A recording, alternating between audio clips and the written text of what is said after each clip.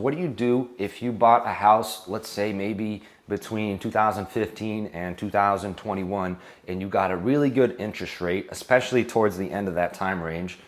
Let's say you got a 2.9%, and now you've owned your house for a little bit of time, so now you've gained equity in your home, and you want to tap into that equity, but you have a really good interest rate and you don't want to lose it.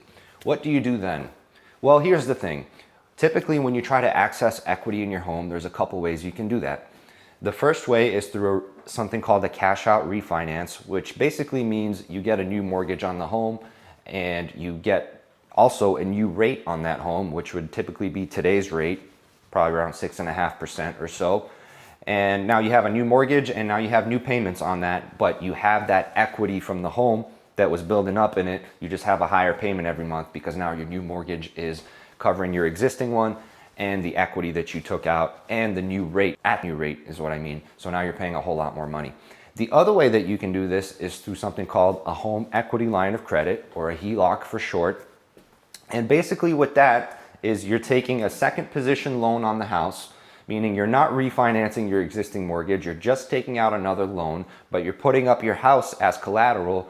And usually the terms of that loan typically are varying interest rates for most HELOCs. It's not always the same. You could look around at different banks and different credit unions, but generally HELOCs have varying interest rates, which means you don't have that stability that you might have with the refinance where you know what you're gonna pay every month. So those are typically the two ways people go about pulling out equity in their homes. Now, the thing is, if you have a really good interest rate, you're probably not going to want to swap that out for today's interest rates. So that really only leaves you one other option, which is a HELOC.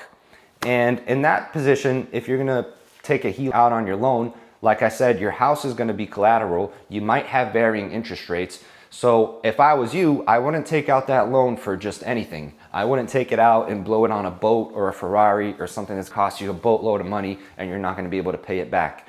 There are some wise things you could do with that money, such as buy a rental property and have it pay off that HELOC for you. You can use that money to invest in other areas of your life. You can use that money to invest in your children's education, in your retirement, all kinds of things. But at the end of the day, you want to consult with professionals and you want to make sure you're using that money responsibly, because at the end of the day, it's a loan and you don't want to put yourself in a position where you could ruin yourself financially. And by the way, this is not financial advice. I'm just speaking to you from my experience. If you're gonna play with debt, you wanna always know the rules of the game, play by the rules, and do it responsibly. So that's my advice to you. If you wanna access your equity in your home and you have a really good interest rate, you do have options, but the first thing I would suggest is talk to a pro. Thank you guys for watching.